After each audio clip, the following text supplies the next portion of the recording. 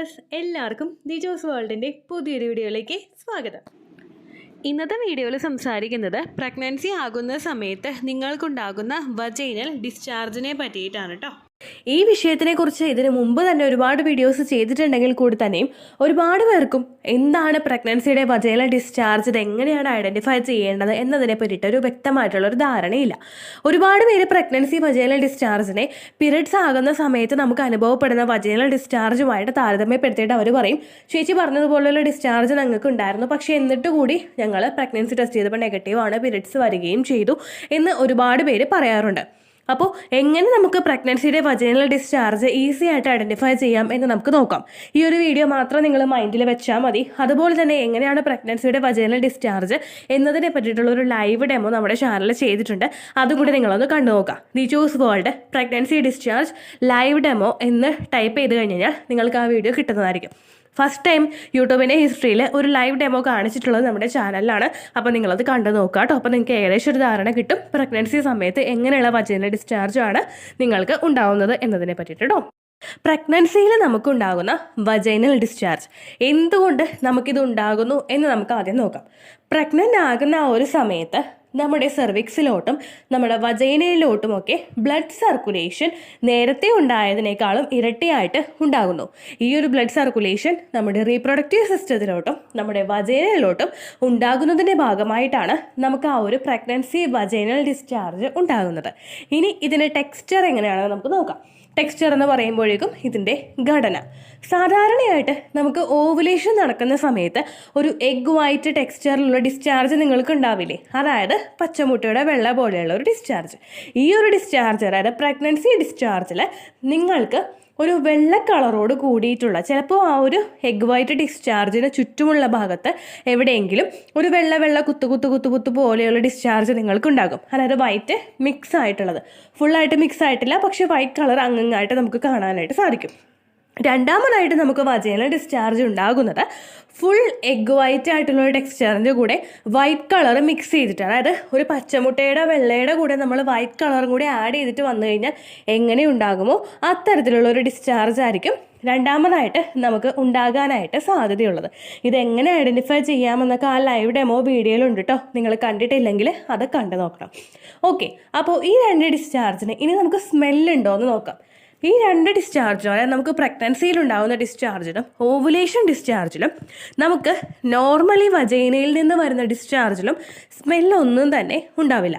എന്തുകൊണ്ടാണ് സ്മെല്ല് ഇല്ലാത്തതെന്ന് ചോദിച്ചു കഴിഞ്ഞാൽ അത് നോർമലായിട്ട് നമ്മുടെ വജൈനയിൽ നിന്ന് വരുന്ന ഇൻഫെക്ഷൻ ഒന്നും ഇല്ലാത്ത തരത്തിലുള്ള ഡിസ്ചാർജ് ആയതുകൊണ്ടാണ്.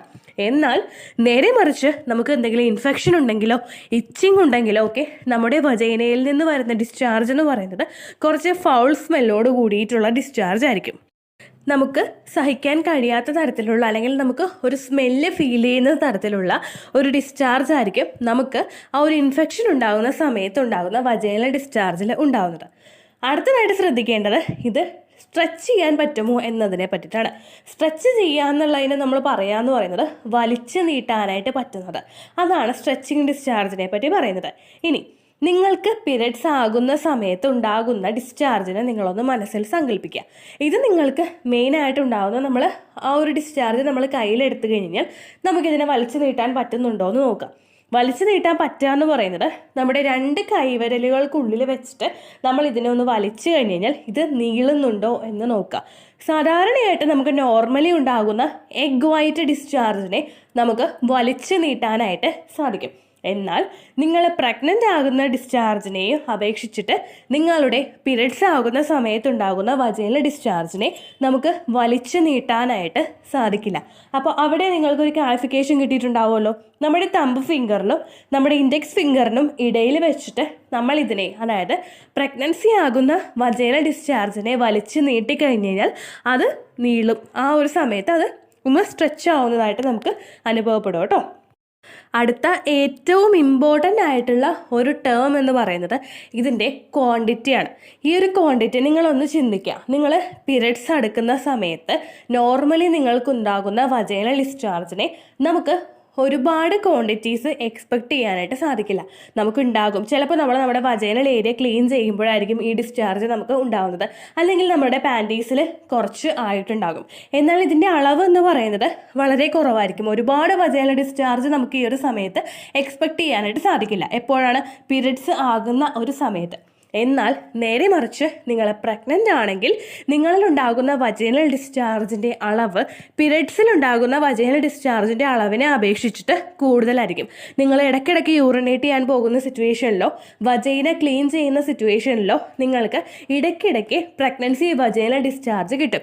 സാധാരണയായിട്ട് നമുക്കുണ്ടാകുന്ന മറ്റ് ഡിസ്ചാർജുകളെ അപേക്ഷിച്ചിട്ട് നോർമലി നമുക്കുണ്ടാകുന്ന പീരിയഡ്സിൻ്റെ ഡിസ്ചാർജിനെയോ അല്ലെങ്കിൽ പീരിയഡ്സ് കഴിഞ്ഞിട്ടുള്ള വജൈനൽ ഡിസ്ചാർജിനെയോ വെച്ച് നോക്കിക്കഴിഞ്ഞ് കഴിഞ്ഞാൽ നിങ്ങൾക്ക് ഓവുലേഷൻ നടക്കുന്ന സമയത്തും നിങ്ങൾ പ്രഗ്നൻ്റ് ആകുന്ന സമയത്തും ഉണ്ടാകുന്ന വജൈനൽ ഡിസ്ചാർജിൻ്റെ അളവ് എന്ന് പറയുന്നത് മറ്റുള്ളതിനെ അപേക്ഷിച്ചിട്ട് കുറച്ചധികം കൂടുതലുണ്ടാകും.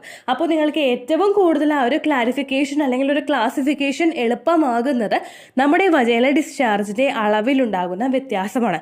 നോർമലി നമുക്കുണ്ടാകുന്ന ഒരു വജൈനൽ ഡിസ്ചാർജ് ഒരു സ്ത്രീക്ക് ഉണ്ടാകുന്ന വജൈനൽ ഡിസ്ചാർജിനെ അപേക്ഷിച്ചിട്ട് കുറച്ചുകൂടി കൂടുതൽ വജൈനൽ ഡിസ്ചാർജ് നമുക്ക് ഐഡൻറ്റിഫൈ ചെയ്യാനായിട്ട് സാധിക്കുന്നുണ്ടെങ്കിൽ നമുക്ക് ചെറുതായിട്ടൊന്ന് അനുമാനിക്കാൻ സാധിക്കും നമ്മൾ പ്രഗ്നൻ്റ് ആയി എന്നുള്ളതിനെ പറ്റിയിട്ട് കേട്ടോ.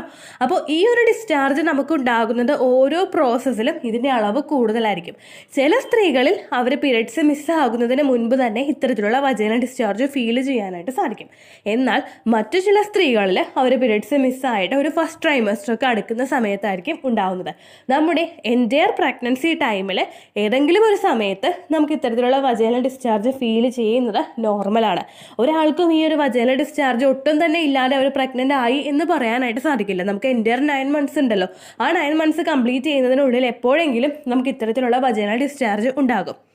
ഇനി നേരെ മറിച്ച് നമുക്ക് ഇത്തരത്തിലുള്ള വജൈനൽ ഡിസ്ചാർജ് തുടക്കത്തിലെ ഫീൽ ചെയ്യാനായിട്ട് സാധിക്കുന്നില്ലെങ്കിൽ നിങ്ങൾ വിഷമിക്കേണ്ട. ആ ഒരു സമയത്തിൽ എപ്പോഴെങ്കിലും നമുക്കിപ്പോൾ പീരിയഡ്സ് മിസ്സായിട്ടായിരിക്കും പലർക്കും ഇത്തരത്തിലുള്ള വജൈനൽ ഡിസ്ചാർജ് കാണപ്പെടുന്നത് കേട്ടോ. അപ്പോൾ ഏർലി സ്റ്റേജിൽ തന്നെ വജൈനൽ ഡിസ്ചാർജ് കാണുന്നില്ല, ഇത് കാണുന്നില്ലെങ്കിൽ ഞാൻ പ്രഗ്നൻ്റ് അല്ലേ എന്ന് ആലോചിച്ചിട്ട് ആരും ആൻസൈറ്റിയോ സ്ട്രെസ്സോ ഒന്നും എടുക്കണ്ട. നമുക്ക് പീരിയഡ്സ് മിസ്സാകുന്നുണ്ടോ എന്ന് മാത്രം നിങ്ങൾ ശ്രദ്ധിക്കുക കേട്ടോ. ഇത്രയേ ഉള്ളൂ വീഡിയോ. യൂസ്ഫുൾ ആയി കാണുമെന്ന് വിശ്വസിക്കുന്നു. യൂസ്ഫുൾ ആവുന്നുണ്ടെങ്കിൽ ലൈക്ക് ചെയ്യുക, ഫ്രണ്ട്സിനൊക്കെ ഷെയർ ചെയ്ത് കൊടുക്കുക കേട്ടോ. എന്തെങ്കിലും സംശയം ഉണ്ടെങ്കിൽ നിങ്ങൾ കമൻസിൽ ചോദിക്കുക. പണ്ടത്തെ വീഡിയോയ്ക്ക് കമൻസ് ഇടുന്നവർക്ക് റിപ്ലൈ ലഭിക്കുന്നില്ലെങ്കിൽ ലേറ്റസ്റ്റ് ആയിട്ട് ഞാൻ ഏത് വീഡിയോ ആണോ അപ്ലോഡ് ചെയ്യുന്നത് അതിന് താഴെ കമൻറ്റ് ഒന്ന് കോപ്പി പേസ്റ്റ് ചെയ്യാനായിട്ട് ശ്രദ്ധിക്കുക കേട്ടോ. അതുപോലെ ഓവുലേഷൻ ഡേറ്റ് കാൽക്കുലേറ്റ് ചെയ്ത് തരാനായിട്ട് റിക്വസ്റ്റ് ചെയ്യുന്ന ആളുകൾ എത്രയാണോ സൈക്കിൾ ലെങ്ത് അത് മെൻഷൻ ചെയ്യാനായിട്ട് ശ്രദ്ധിക്കുക. സൈക്കിൾ ലെങ്ത് എന്നതുകൊണ്ട് ഉദ്ദേശിച്ചത് ഓരോ മാസവും എത്ര ദിവസം കൂടുമ്പോഴാണോ ബ്ലീഡിങ് വരുന്നത് അതാണ് സൈക്കിൾ ലെങ്ത്. കഴിഞ്ഞ മാസം ഒരു 8-ാം തീയതിയാണ് ബ്ലീഡിങ് ആയതെങ്കിൽ ഈ മാസം 6-ാം തീയതിയാണ് ബ്ലീഡിങ് ആയതെങ്കിൽ കഴിഞ്ഞ മാസം 8-ാം തീയതി മുതൽ ഈ മാസം 6-ാം തീയതി വരെ എത്ര ദിവസമുണ്ടോ അത് കാലണ്ടറിൽ എണ്ണി തിട്ടപ്പെടുന്നതാണ് നിങ്ങളുടെ സൈക്കിൾ ലെങ്ത്. സൈക്കിൾ ലെങ്ത് നമ്മൾ കൃത്യമായിട്ട് കാൽക്കുലേറ്റ് ചെയ്യുകയാണെങ്കിൽ ഓവുലേഷൻ ഡേറ്റ് എളുപ്പത്തിൽ കണ്ടുപിടിക്കാൻ വേണ്ടിയിട്ട് ഒരുപാട് ആപ്ലിക്കേഷൻസും ഒരുപാട് ഓൺലൈൻ ആയിട്ടുള്ള വെബ്സൈറ്റുകളും ഇന്ന് നമുക്ക് അവൈലബിൾ ആണ്. പ്ലേ സ്റ്റോറിൽ പോയിട്ട് ഓൺലൈൻ ഓവുലേഷൻ ട്രാക്കർ എന്ന് ടൈപ്പ് ചെയ്ത് കഴിഞ്ഞാൽ നിങ്ങൾക്ക് അതുമായിട്ട് ബന്ധപ്പെട്ടിട്ടുള്ള ആപ്ലിക്കേഷൻസ് കിട്ടും. അത് പറ്റുന്നില്ല എങ്കിൽ ഗൂഗിളിൽ പോയിട്ട് ഓൺലൈൻ ഓവുലേഷൻ കാൽക്കുലേറ്റർ എന്ന് ടൈപ്പ് ചെയ്ത് കഴിഞ്ഞാൽ അതുമായിട്ട് ബന്ധപ്പെട്ടിട്ടുള്ള വെബ്സൈറ്റുകൾ നിങ്ങൾക്ക് കിട്ടും. അതിൽ നിങ്ങളുടെ ലാസ്റ്റ് മന്തിലെ മെൻസ്ട്രേഷൻ്റെ ഡേറ്റും ഒപ്പം ഞാൻ ഈ പറഞ്ഞ രീതിക്ക് നിങ്ങൾ കാൽക്കുലേറ്റ് ചെയ്യുന്ന സൈക്കിൾ ലെങ്ത്തും എൻ്റർ ചെയ്ത് കൊടുക്കുകയാണെങ്കിൽ നിങ്ങൾക്ക് കൃത്യമായിട്ട് ഓവുലേഷൻ ഡേറ്റ് കണ്ടുപിടിക്കാനായിട്ട് സാധിക്കും. ഫെർട്ടൈൽ ടൈം പീരീഡും നിങ്ങൾക്ക് കിട്ടും. അതായത് എത്ര ദിവസം മുതൽ കോൺടാക്ട് ചെയ്ത് തുടങ്ങിക്കഴിഞ്ഞാൽ നിങ്ങൾ പ്രഗ്നൻ്റ് ആകും എന്നുള്ളൊരു ഡേറ്റും നിങ്ങൾക്ക് പ്രോപ്പറായിട്ട് കിട്ടും കേട്ടോ. ഇത് കാൽക്കുലേറ്റ് ചെയ്യുന്ന സമയത്ത് സൈക്കിൾ ലെങ്ത് കാൽക്കുലേറ്റ് ചെയ്യുന്ന സമയത്ത് നിങ്ങളുടെ ആ ഒരു കലണ്ടറിൽ നോക്കി തന്നെ നിങ്ങൾ കാൽക്കുലേറ്റ് ചെയ്യുക. പല മാസങ്ങളിലും 30-31 ദിവസമുണ്ട്, അതുകൊണ്ടാണ് അങ്ങനെ പറഞ്ഞത്. ഒപ്പം നിങ്ങൾക്ക് ബ്ലീഡിങ് തുടങ്ങിയ ദിവസത്തിന് വേണം നിങ്ങൾ ഡേ 1 ആയിട്ട് എടുക്കാൻ വേണ്ടിയിട്ട്. സ്പോട്ടിങ് തുടങ്ങിയ ദിവസത്തിനെ, അതായത് ചെറുതായിട്ട് ഡിസ്ചാർജ് പോയി തുടങ്ങിയ ദിവസത്തിനെ നിങ്ങൾ കൺസിഡർ ചെയ്യേണ്ട ആവശ്യം ഇല്ല കേട്ടോ. അപ്പോൾ ഇത്രയേ ഉള്ളൂ വീഡിയോ. അടുത്തൊരു വീഡിയോ ആയിട്ട് നമുക്ക് വീണ്ടും കാണാം. ബൈ.